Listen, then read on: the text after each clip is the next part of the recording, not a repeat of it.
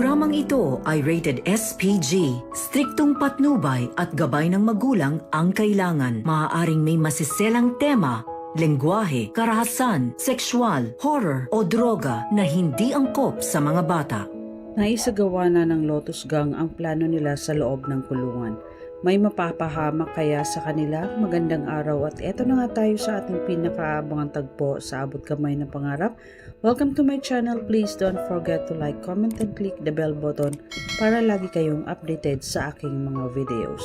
Samantala sa labas ng presinto, dumating naman si Carlos pero hindi siya pinayagan makapasok sa loob dahil hindi nakalista ang pangalan niya. Galit na galit si Carlos sa pulis at nagpupumilit siya na nasa loob ang asawa niya at kailangan niya itong puntahan. Pero kahit anong paliwanag gawin ni Carlos ay hindi siya nakapasok. Maya-maya ay lumabas si Giselle at nakita niya na umuusok sa galit si Carlos. Kinausap ni Giselle si Carlos at ipinagtataka niya kung bakit bigla itong napasugod at nagalit na galit. Lalo na nung nabagit niya na kasama si Robert sa loob. Sabi ni Giselle na pareho kayo ni Moira na may bulkang tinatago at ang pagkakaiba niyo lang ay yung kay Moira ay pumutok na at sumabog na. Sa'yo, kailan ba sasabog yan? Sinabihan ni Carlos si Giselle na wag mo akong galitin, hindi mo ako kilala. Sabi ni Giselle na ayoko din naman at umaasa naman ako na alam na ni Lynette na may bulkang kang tinatago o baka nga alam niya na din. Saka umalis si Giselle habang si Carlos naman ay nag-antay na lang sa labas ng presinto. Samantala sa loob nagalit si Lynette at Robert kay Moira. Sabi ni Lynette na, sinasabi ko na nga ba na hindi totoo na nagbago ka na. Pinapaniwala mo lang kami sa mga drama mo. Ganon din si Robert, nagalit ito at sinabihan niya si Moira na hindi ka talaga magbabago Moira. Nabigla naman si Moira sa ginawa niya at agad siyang humingi ng paumanhin sa dalawa. Pero hindi na siya pinaniwalaan kahit anong gawing paliwanag niya. Habang nagkakagulo si Lynette, Moira at Robert, nagkaroon naman ng pagkakataon ang Lotus Gang na isagawa ang plano nilang paghiganti kay Giselle sa ginawa sa kanya. Isa-isang naghanda ang mga kasamahan niya at pinalibutan sila sa gitna. Sabay sumigaw si Madam Lotus na walang gagalaw sa inyong masama para hindi kayo masaktan. At sabay itinutok ng mga kasamahan ni Madam Lotus ang barils na hawak nila sa kanila. Ikinagulat at natakot ang lahat. Maya-maya ay inutos ni Madam Lotus na ipasok silang lahat sa selda. Kaya sa sobrang takot ni Lynette, hinawakan niya ang kamay ni Annalyn at niyakap niya ito. Habang ipinapapasok sila sa selda, nagsalita si Robert kay Madam Lotus na kung bakit nila ito ginagawa sa kanila. Samantalang tinulungan na nga kayo tapos gagawin niyo kaming hostage? Galit na sinabihan ni Madam Lotus si Robert na wala akong pakialam sa sinasabi mo. Kung ayaw mong masaktan, sumunod ka na lang. Kaya walang nagawa si Robert kundi ang sundin ang utos ni Madam Lotus. Sa loob, inipon silang lahat at ipinaliwanag ni Madam Lotus kung bakit niya ito ginawa. Sabi ni Madam Lotus na alam niyo ba na si Giselle ang dahilan kung bakit nangyayari ito sa inyo?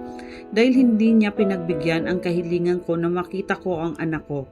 Simple lang naman ang hiling ko sa kanya, ang bigyan niya ako ng pagkakataon na mapuntahan ko ang anak ko, pero hindi niya ako pinagbigyan kaya eto kayo ngayon, hostage ko kayong lahat.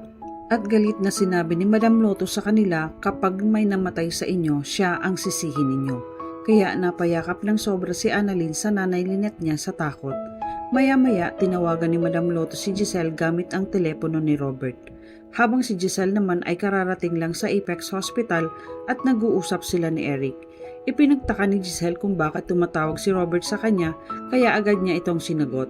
Narinig agad ni Giselle ang boses ni Madam Lotus at sinabihan siya na hawak ko ngayon ang mga tauhan mo ng Apex kasama ng kapatid mong si Robert at ang pamangkin mong si Annalyn.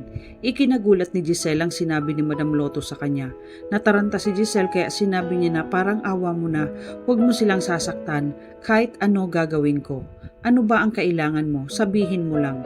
Sinabi ni Madam Lotus ang hiling niya ang makausap ang anak niya bago ito operahan. Kailangan kong marinig ang boses niya ngayon dahil kung hindi, may mamamatay na isa sa kanila. Umiiyak si Giselle na natataranta at sinabi niya na gagawin niya ang inuutos nito. Binigyan siya ng 20 minutos na palugit para tawagan siya ulit ni Madam Lotus. Pagkababa ng tawag ni Giselle, agad niyang sinabi kay Eric na kailangan itigil ang operasyon kay Carla.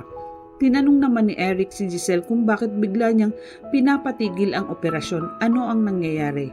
Umiiyak na sinabi ni Giselle kay Eric na yung main hostage taker sa City Jail, anak niya si Carla Madrigal, at ang hiling lang niya ay marinig ang boses ng anak niya, kaya dapat natin itigil ang operasyon.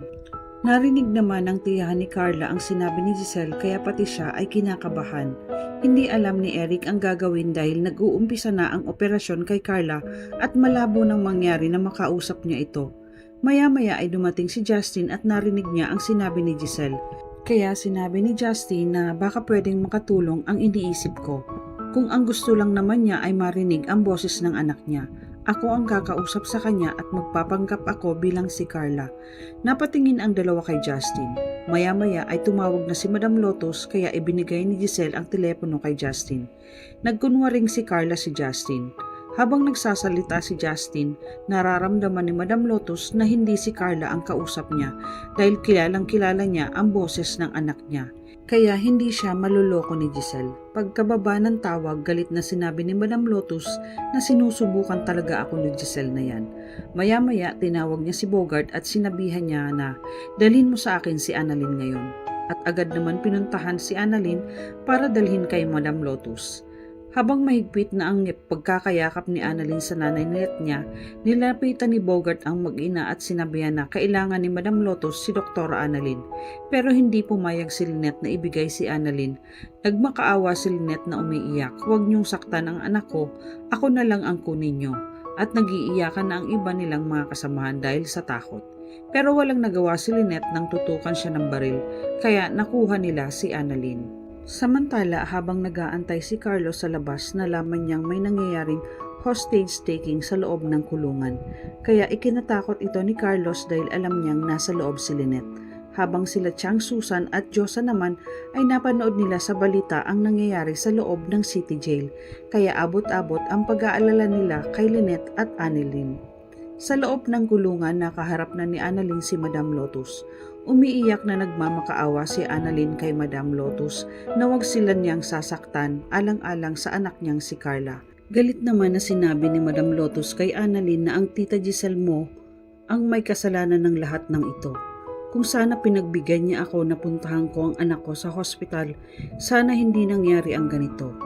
Nang biglang nagtanong si Annalyn kung siya ba si Leticia Madrigal at kung anak niya ba si Carla Madrigal. Sabi ni Madam Lotus na oo, siya ang anak ko. Maya-maya ay may inilabas si Annalyn na origami na ginawa ni Carla.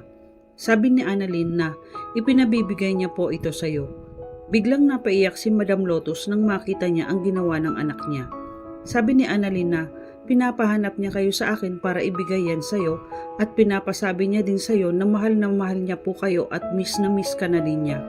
Umiiyak si Madam Lotus habang sinasabi ni Annalyn ang pinapasabi ng anak niyang si Carla. Pero biglang nagbago ang mukha ni Madam Lotus at sinabi na, "Niloloko mo lang ako.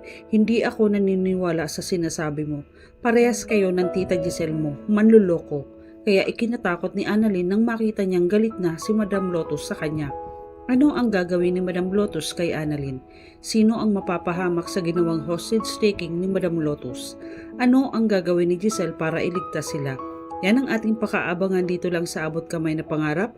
Huwag bibitiw at huwag kalimutan mag-subscribe. Maraming salamat po and God bless.